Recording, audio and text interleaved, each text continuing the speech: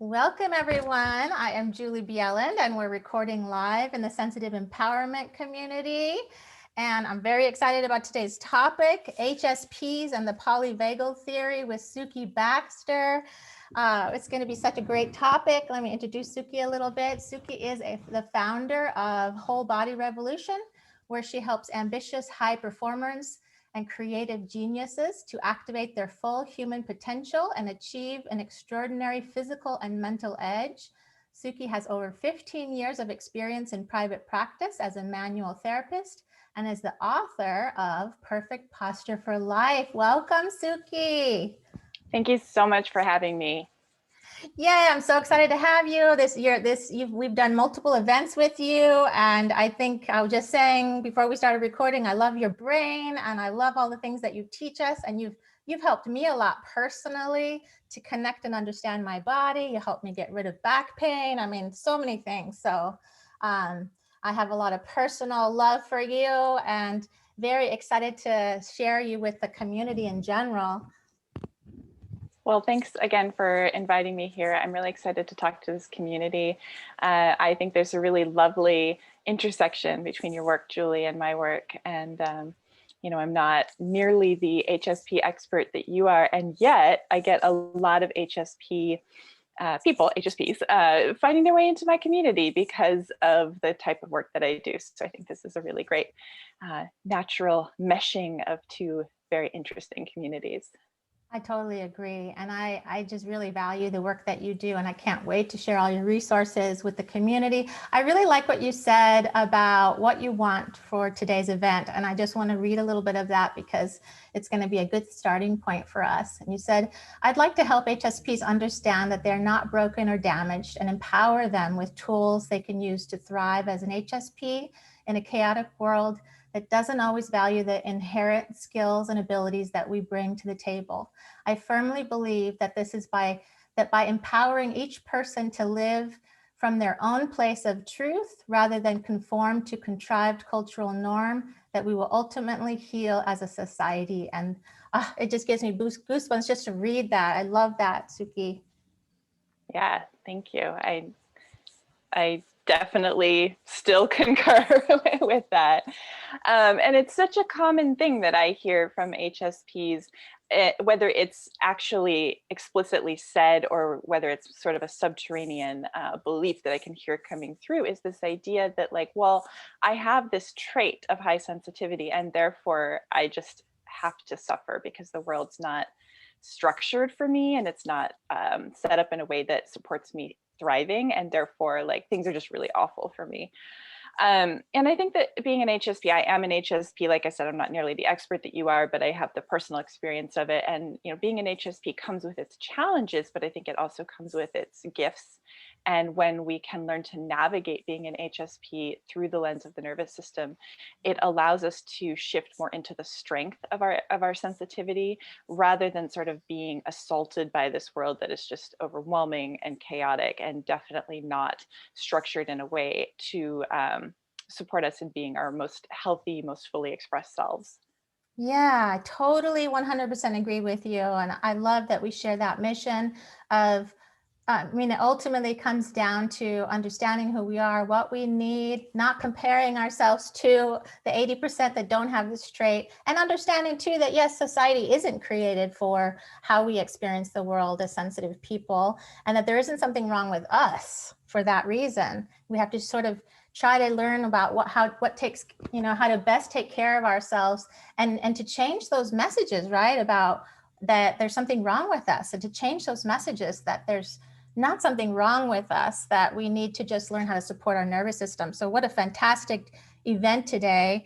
So Suki, tell me a little bit about let's start from the beginning for people that might not even have heard of polyvagal theory. What is it? Why is it important for HSPs to know about it? Yeah, so polyvagal theory is a theory of how your body and specifically your nervous system stores and processes stress of all kinds. Stress, trauma, all of the activating charged experiences that that you experience in life that you will have, because we're not supposed to just kind of coast along being even keeled, even though that's kind of a message that you'll find out there too. But we're supposed to, get activated and then kind of be able to discharge that. So a gentleman by the name of Stephen Porges did a lot of research and a lot of studying, and he came up with this understanding of how stress works in the body. Oh, I'm so sorry. I always forget that I have a phone connected to my computer because it never rings unless I'm on a call. So I apologize for that. So Stephen Porges came up with this theory of how your body processes stress. And what he noticed was that the old theory of stress was very binary. It was like an on-off switch. You were either in a stress mode or in a state of relaxation, which they call like the rest and restore, or rest and digest. You might have heard of that. And the stress state was considered your fight or flight nervous system. And these were connected to structures in your body. So you do have a sympathetic nervous system that is in your body. It's a physical thing. It's not just an idea, but it's a physical structure in your body. And you also have a branch of your nervous system that is related to more of the autonomic functions like digestion, heart rate, respiration, all of the more subtle things that we don't necessarily have control over, respiration being the one exception. We can intervene there, although we don't have to. And what Porges discovered is that actually that rest and digest branch is your vagus nerve, and it has two branches. So it has a branch that's in the front of your body, which is called the ventral vagal nerve branch, ventral meaning front. It's not very creative. And then you also have the dorsal vagal branch, which is in the back, dorsal meaning back, like a dorsal fin. Again, anatomical names are not super creative. So this vagus nerve is part of your parasympathetic, or your calming rest and digest nervous system. And what we discovered, or what Porges discovered, is that there's kind of two ways it can get activated. It can get activated in a very healthy way, where it allows us to be connected to other people, where it allows us to connect to empathy and joy and laughter and play and all of the positive experiences of life, where we feel very safe. That is the ventral vagal branch, the one that's in the front. And when you're in that state, they call that ventral vagal social engagement. The rear branch, the dorsal vagal branch, is connected to sort of an immobilizing response. It's like playing possum. So this is more of a shutdown state. So you can actually be in your parasympathetic, your resting nervous system, in two ways. One is a healthy way, and one is a way in which you're kind of shut down, collapsed. You might have heard of like fawning or freezing. Those can be in this dorsal vagal branch as well. And you might connect that dorsal vagal more to emotions like shame or depression, lethargy, lack of motivation, whereas that ventral vagal is generally highly motivated and curious. And you can think of it being a little bit childlike. So those are the two states of rest and digest. One is good. Well, one is pleasant, I should say. There's not really good and bad. One is pleasant. One is unpleasant. And then in between those, you've got your sympathetic nervous system, which is your fight or flight response. So there's kind of three states that we can be in that are states of nervous system activation or autonomic arousal, however you want to term that. The ventral vagal being the most functional.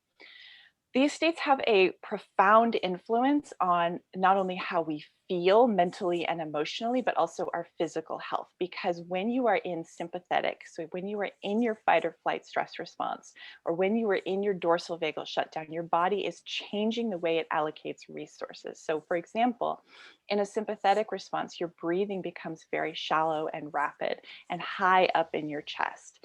And it actually perpetuates kind of an activated state. So you can actually put yourself into sympathetic activation by breathing really high up.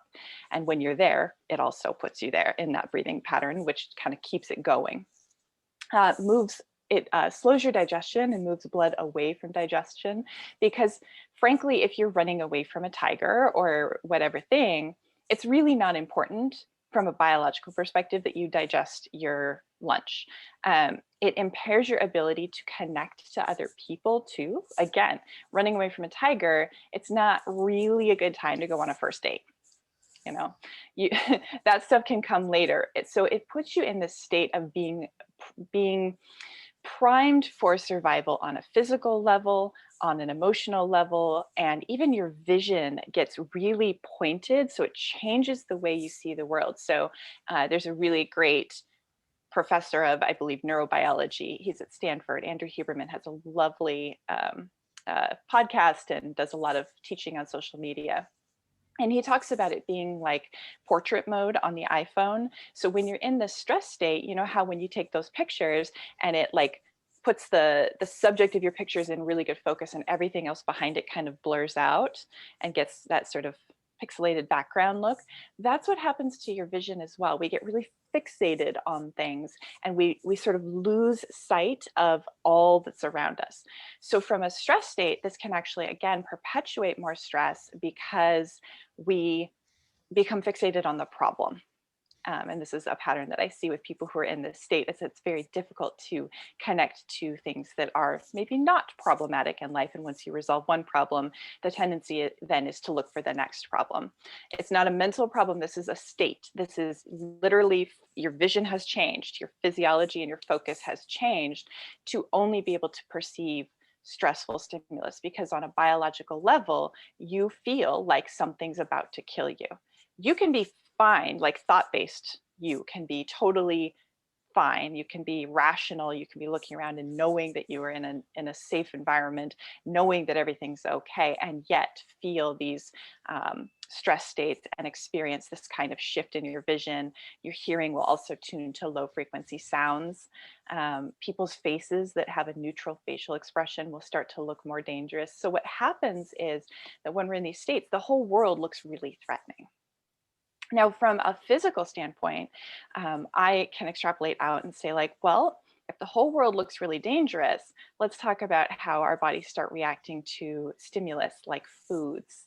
So I think a lot of people who experience food sensitivities, I am one. I'm not going to say that doing nervous system work cures all of your food sensitivities.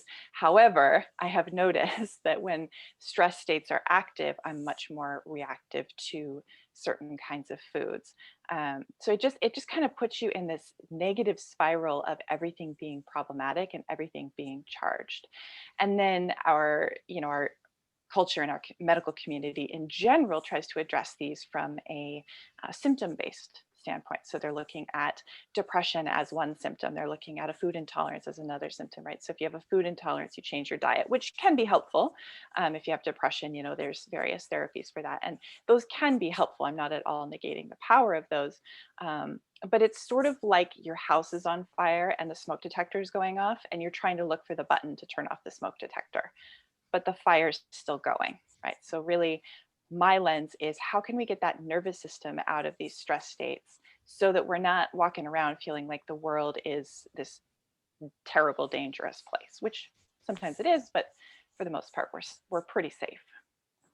This is so huge to be talking about. And there's so many layers to it. I've been thinking about how it impacts HSPs in lots of ways, and even looking at my own personal life and journey, because before I learned about brain training and the different things we can do to actually, discharge stress, get us into that first level, because if we think of them as levels 1, 2, 3, for example, there's so much to say about this. This is such an important thing to understand within trauma and the freeze response within trauma. The fact that there's things that we can do, we can't jump from stage 3 to stage 1, that we need to do things that discharge us to bring us into 2 and then bring us into 1. Mm-hmm.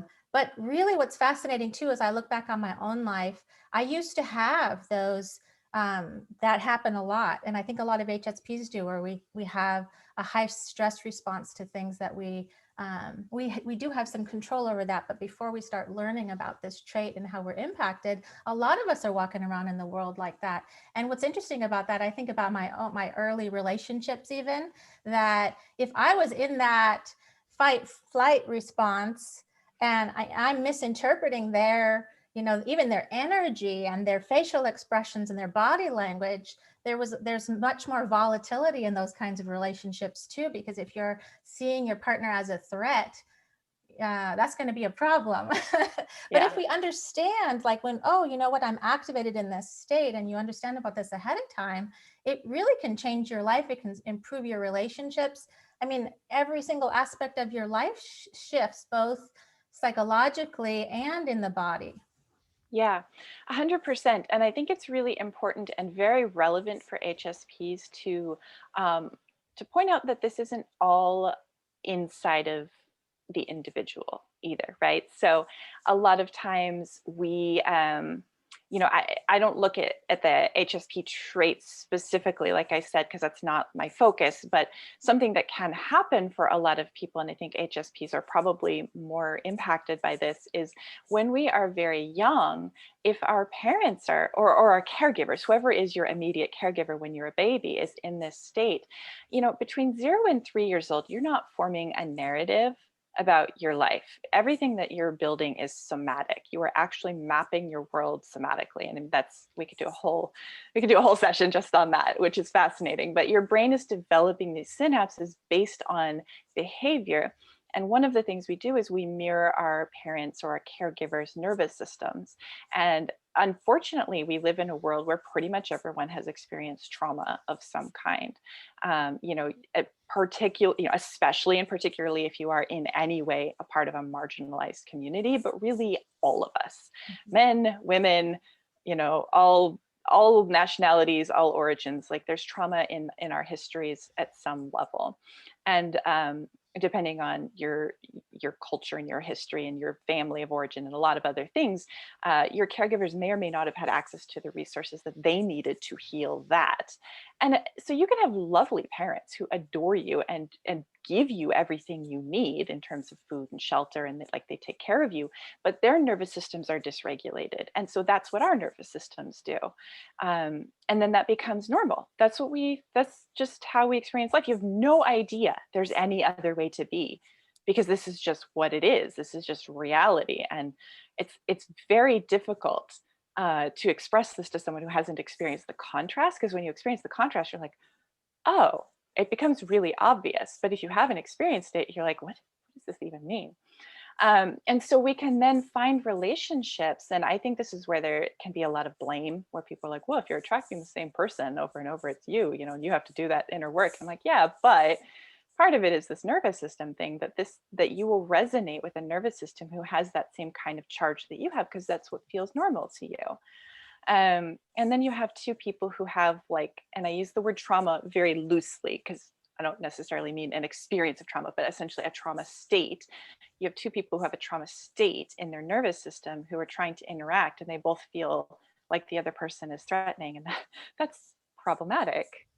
Yeah, it's really amazing what the body does, because I mean, it even changes the muscles in the ear to change the frequency Yeah. at which we hear things, to change even the volume at which we hear things, and how we experience everything. I thought that was interesting. You mentioned marginalized community. As a member of the LGBTQ community, for example, I know that, I've been thinking about this in terms of safety, the feeling of safety for the marginalized community of the LGBTQ, as well as the Black community, and the sense of safety, because this all is, I memean, we can reach this first state that we want to be in when we feel safe. And when we don't Yes. feel safe, Yeah. it's good, we can't get into that state. So that's a huge piece of it, to understand, how do we create environments where we feel safe? How do we shift things in society to help marginalized communities feel safe? I mean, these are all important conversations, aren't they? They really are. And I think right now we live in a culture where the onus is put on the individual. So when you go to therapy of any kind, really any kind of healing work, typically the conversation is around what you can do with yourself in order to create that sense of safety, which is important. It's important work and useful work. And we can't ignore the fact that, particularly for marginalized communities, the world actually might not be safe. There might be places in the world or situations that are actually threatening and challenging for those people. And so, yeah, how do we navigate creating safety in a world that is inherently traumatizing? And that applies to HSPs, right? Because the world isn't necessarily safe for us, because it doesn't take a lot of stimulus for us to become activated. And that's why the world feels so chaotic to us. For another person, they may need I talk about it in volume. the volume of stimulus. So their volume level might need to be quite a bit louder in order for their nervous system to have a response. For us, it doesn't take a lot of volume of stimulus for us to become a bit activated. And so it's like being at a really loud rock concert all the time. Yeah. Like what, Yes. how do we then handle that? And there's absolutely ways to be healthy within that system. And also, I love, Julie, that you pointed out, like the system kind of needs to be shaken up as well. So we need to be talking about it from both sides of the conversation, and taking the blame off the individual is huge, I think.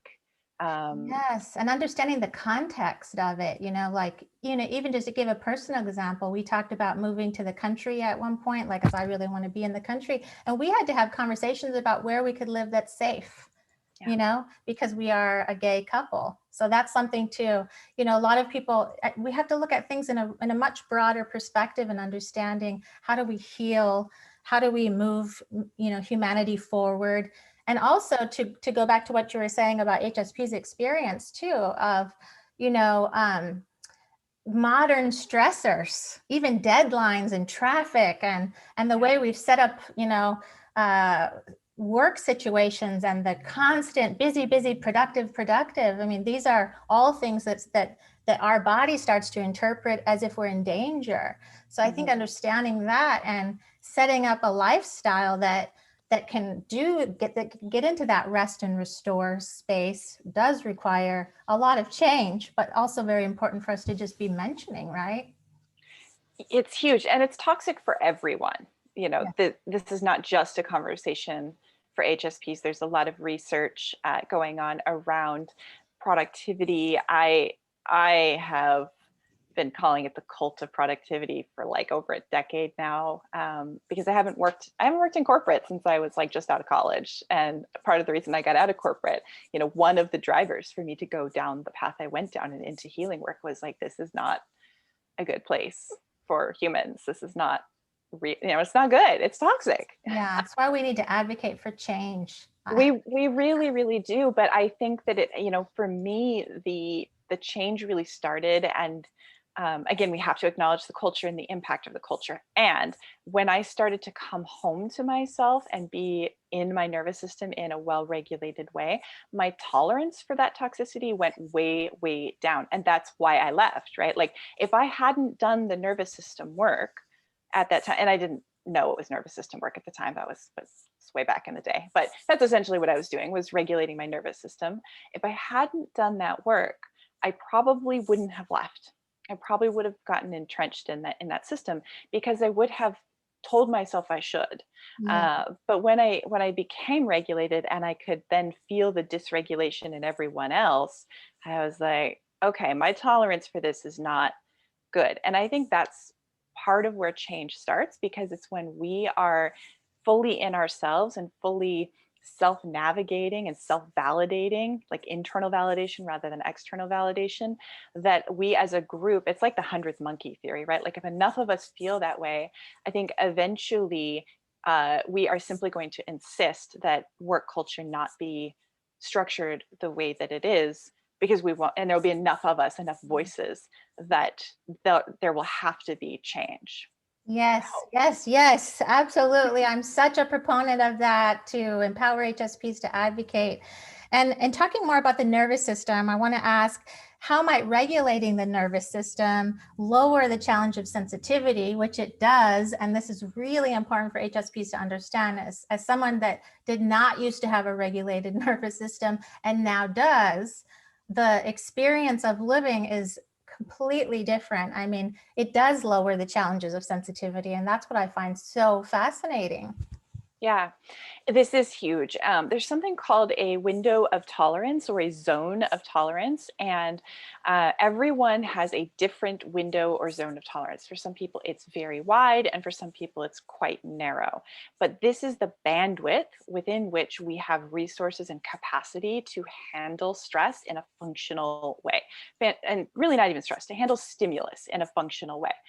There's kind of two elements to regulation that are important to understand for HSPs. One is the width of your window of tolerance. So if your window of tolerance is like really narrow, and you just like, you only have this much space to function within, you're going to get pushed outside of it very, very easily. And that's where you start to experience the emotional issue, not issues, but very unpleasant emotional experiences. I don't like to stigmatize them as issues, but it's where you start to have anxiety and panic attacks and the unpleasant aspect of those types of stimulus. The other piece of that is that if you are operating quite high at the top of your window of tolerance, so we kind of are meant to be going, up and down through it, throughout the day, throughout the week and the month, depending on what's going on in your life.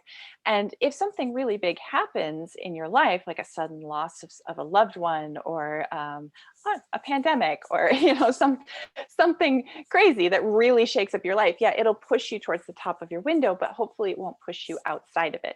If you're already at the top, there's nowhere to go. There's just, you're at capacity, and so you get pushed outside your window of tolerance so easily that you decompensate, not decompensate completely and fall apart, although that can happen, but it's just, you just are not having the resources and the bandwidth to be able to maintain function in your life. So when we regulate our nervous system, then we come much more down to the middle of that window of tolerance, which means we've got more space to go up towards the top, right? So we can handle more stimulus without falling apart. But also, the more we practice regulation, the more resilient we become, the more easily we return to center, and the wider our window of tolerance gets. And that's the piece where sensitivity becomes a superpower, because suddenly you can pick up on quite a lot of subtle information and still remain in a centered place within yourself. And that gives you a lot of intuition, a lot of knowledge, a lot of insight. And that, I think that's personally where sensitivity becomes really fun. It's like, that's your superpower. Absolutely. And it is a superpower. I mean, it's amazing what we're capable of.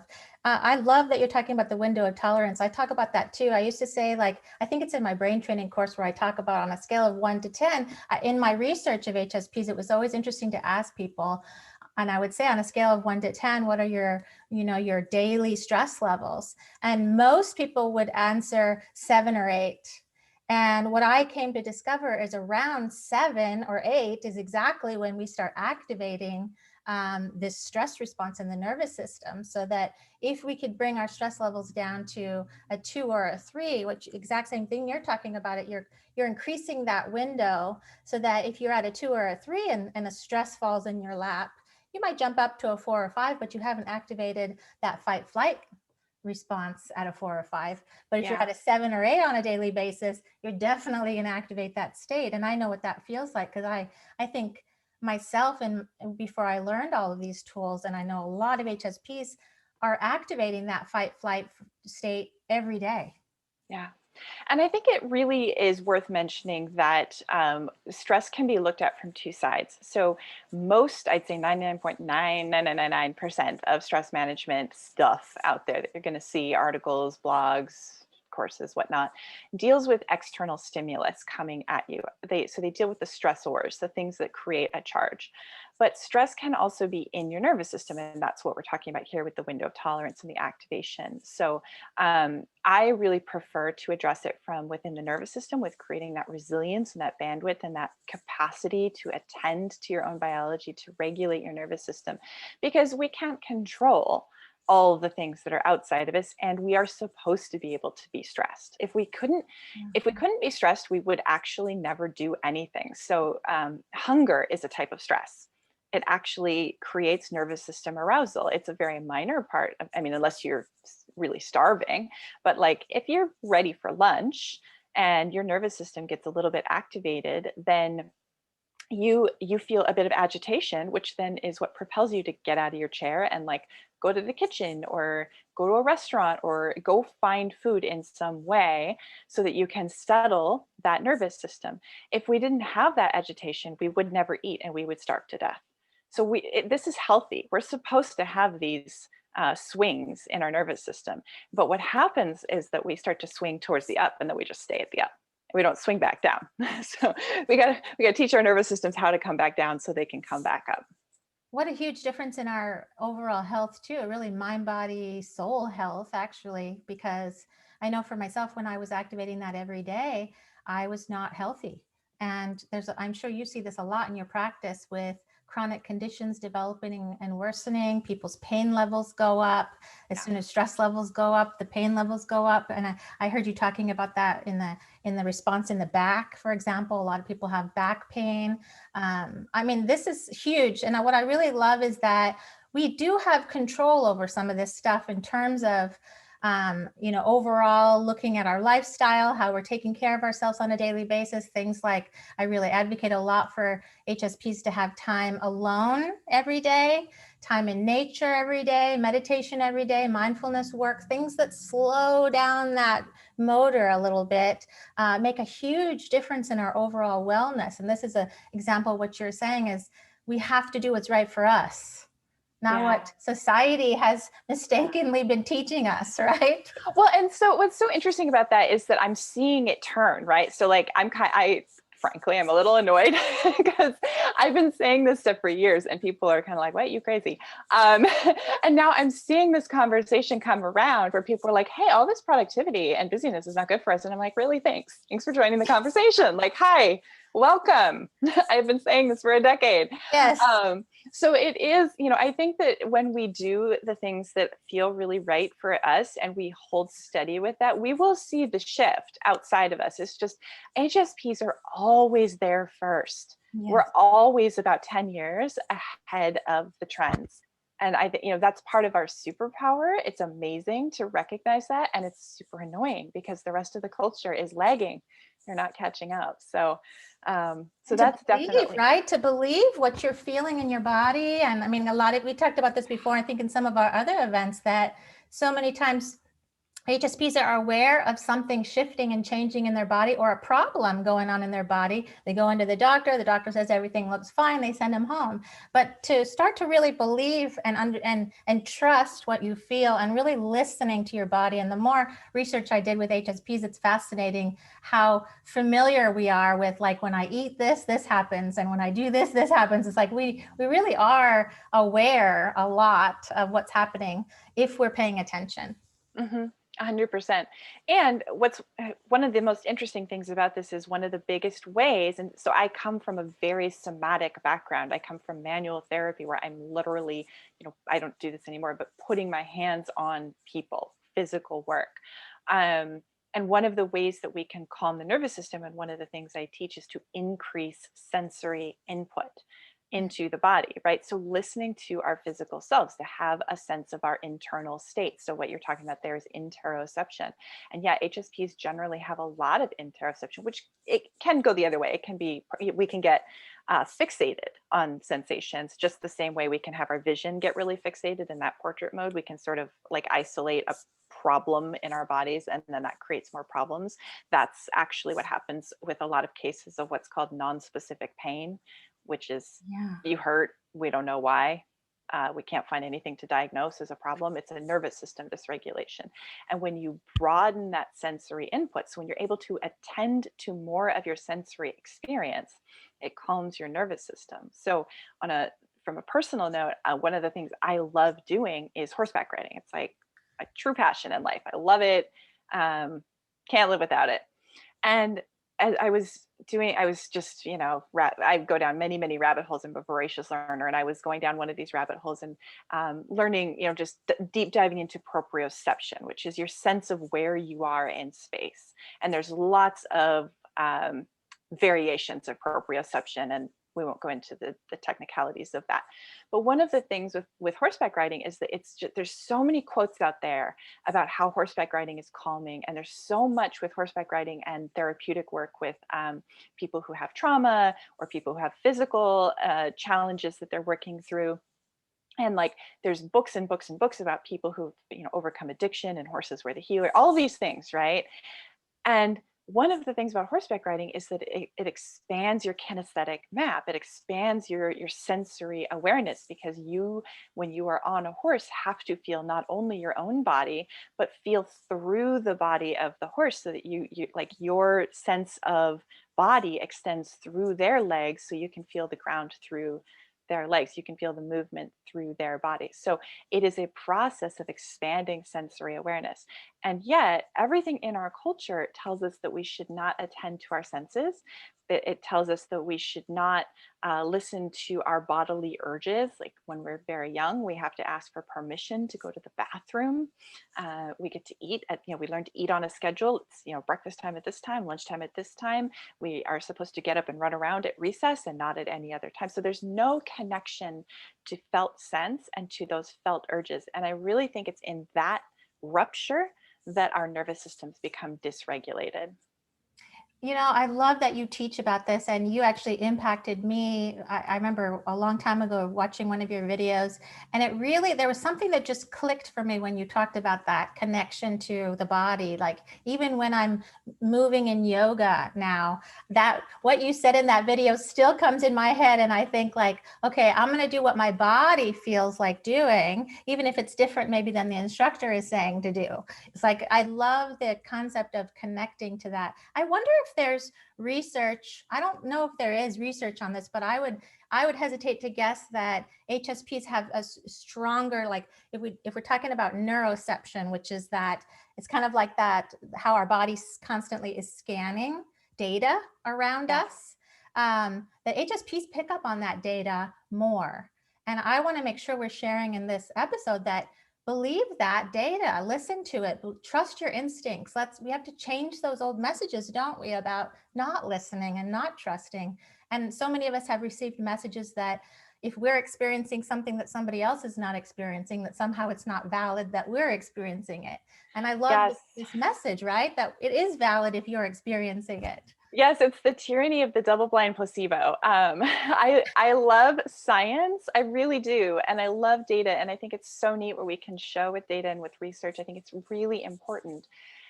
And sometimes the science isn't there yet. Sometimes 10 years on, like this has happened to me where I kind of noticed the nervous system work, honestly. I noticed a lot of this stuff back in the day, but I didn't have science for it.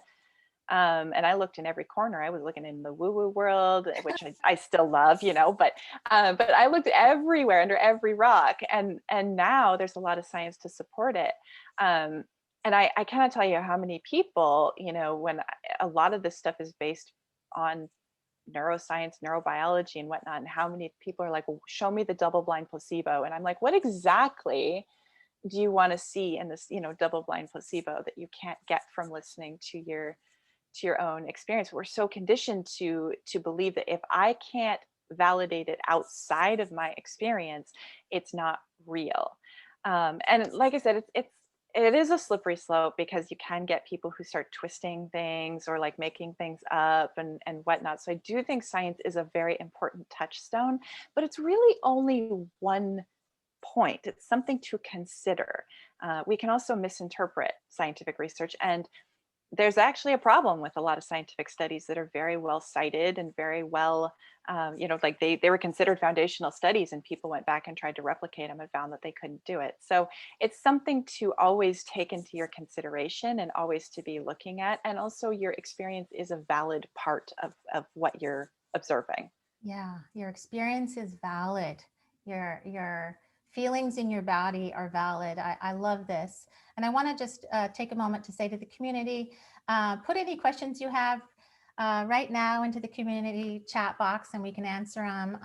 And then Suki, I wanted to ask you tell me a little bit more about what you talked about creative genius.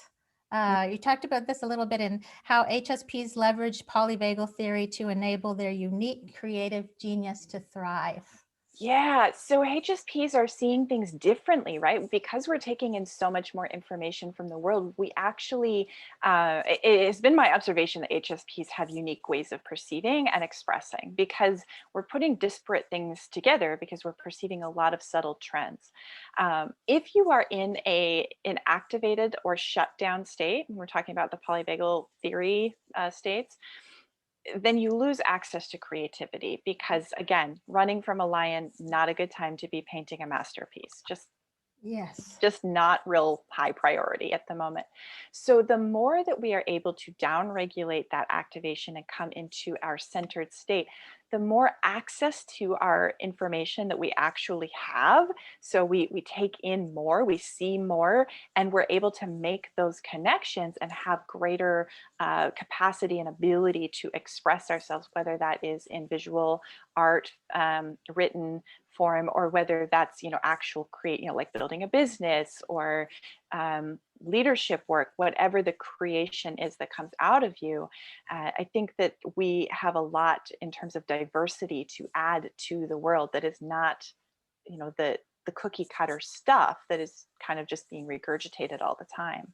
100% agree with you. I can't believe, like, since I learned how to regulate my nervous system and balance it, I cannot believe the creativity that comes with that. And it's interesting, when I used to work with lots of clients, you could always tell, like, creativity is one of the first things to go, but it's also one of the first things to come back when somebody is doing the right kinds of care for them. Larissa's asking, what else besides horseback riding can we do? Yeah, you don't have to get a horse, I promise. I mean, you can, and there's lots that need homes. So if you want one, talk to me. Um,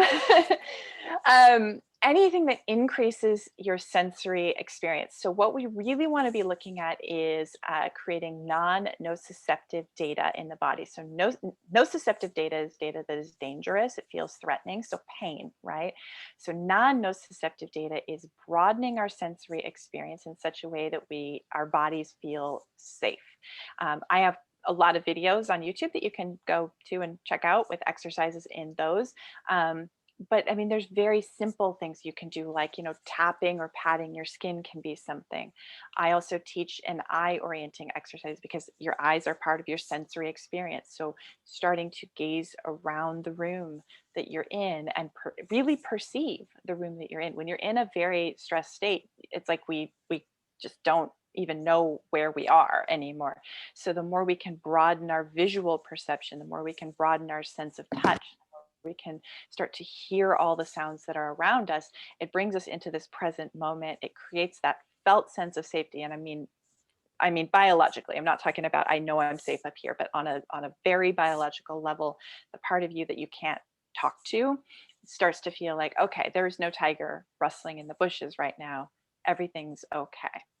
Yeah, I love that. And I find it interesting too. So, like, if we are down into that third dorsal shutdown state, that we need to move into the mobilization second state. So sometimes even doing things like running, something active, punching a pillow, something that's actually discharging some of that. It's so interesting. And I heard you talking about, Suki, something that was really interesting about how we cannot stay in that second state, the mobilization state. And our body can't stay in it very long. So we either have to do something that brings us up to that first rest and digest state, or we're going to drop, it's going to automatically do it and shut us down. Yes. So I think that was really interesting if you could start to recognize even what state you're in, you can start to learn. So, like, if you're in that shutdown state, meditation might not be the best option for you at that moment. But if you're in that second mobilization state, that could be something that you could do some of the breath technique work, for example, that we talk about. So that's what I really like about learning about these different states and understanding that there are different things we can do. And I'm definitely going to have you share all the things that you have. I mean, there's so much that you have that I want to make sure that the community knows about. And I know we didn't get to all the questions because there's just so much to talk about. My goodness. I know. I mean, maybe we have to have a part 2 of this because there's just so much to share about this. But I definitely want to tell people to subscribe to your YouTube channel. I mean, that you have this weekly, you do weekly videos. I'm a little behind. I apologize on that. I've got some that are coming out soon, but yes, you can find me over on YouTube. It's youtube.com/Suki Baxter, and it's spelled Sukie. So you can find me over there. That's a really great place to just kind of get a feel for some of these exercises. I have another video talking about polyvagal theory. So if you want another overview of, like, what is this, that's a great place to get that. If you have questions, leave me comments under the videos because I'm always kind of taking notes. So if anything here has sparked a question, you can leave a comment in Julie's beautiful group or under my videos, and I'm happy to address your questions in upcoming videos. So that's a great way to engage with my work. You can also find me at wholebodyrevolution.com. That's my main website. And from Whole Body Revolution, at the top in the menu, you'll find a program called Pain Free at Any Age, which is a really great video series that again dives into polyvagal theory from through a pain lens. Because I do have a background, coming from pain. That's really what most of my manual therapy clients had as their primary concern. But it's all the same: nervous system dysregulation. It's all kind of linked. So that is a really great place to kind of get more in depth with some of these nervous system theories and get some tools. And I talk in there about how to identify these states, how to know which state you're in, and I give you some exercises to start to calm your nervous system and get out of that fight or flight if that's where you're at. You really have amazing resources, and I definitely recommend people go explore them and subscribe to your newsletter, because you put your resources. I subscribe to your newsletter, so that's how I learn about your new videos and stuff. And I mean, they're really good. So I definitely recommend you guys check them out. And I'm going to put all these links into the show notes too, so people can also just find you and click on it that way. And I also want to mention that you did an episode with us on the HSP podcast. It was called How to Deal with Anxiety While Navigating Chaos and Uncertainty with Suki Baxter. I definitely recommend listening to that episode. And within our sensitive empowerment community, you were one of our early guests. I think you were our first guest in the community, and we did an event called Caring for Your Highly Sensitive Body, Avoiding Pain, Tension, and Stress When the World is Too Much. That was also with Suki. Definitely recommend you watch that video also. Suki's, what you share and teach is so valuable and so good, and you're very generous with teaching what works and what helps. And I've seen you. That's how, even in your community, that you answer people's questions. That's how I learned about some of the stuff that I bought, like my new mattress that you talked about that I love, that helps with the back a lot. I mean, you really do have a very generous amount of work and I really recommend people check you out. And I love that you're in the community too, so that, in our sensitive empowerment community. So if people have questions, they can even ask you there within the event once we post it. So I really appreciate you. I know you have to go. We could keep you and talk with you for like hours. This is such a big subject, and I really appreciate you being here and everything that you've shared and everything that you do in the world. I mean, you are really a beautiful example of sensitive empowerment. You're helping people a lot in the world, and I really appreciate you. Thank you so much. And I really appreciate the welcome that your community gives me. I really think you've built a beautiful community here. And I also very much respect and appreciate the work that you are doing around sensitivity. And I really appreciate everyone who shows up to do their own work around sensitivity, because, that's where it starts for all of us. It benefits everyone. Isn't it inspiring? I mean, this community is so beautiful, and I'm so proud of them, how much we all work on our growth and empowerment and cheer each other on. And it's just such a beautiful space. And if you want to join the sensitive empowerment community and be on these live podcasts with us, so that you can be with us and answer questions and get your questions answered, all that kind of stuff, I hope you come join us. So you can find all that information at juliebjelland.com or sensitiveconnection.com, and you'll see a link to the community. And I hope you join us. It's amazing. Come join us, talk to Suki, see all her stuff. I'm going to put all of it in the show notes. And Suki, thank you. You're a beautiful human in the world, a beautiful HSP in the world. And what a great example of you using your creative genius and gifts to help the world. Thank you so much for having me. I will see you later. So much. Thank you so much. And thanks, community, for being here with us. And we'll see you in the community. Love everybody. Thanks, Suki. Bye. Bye.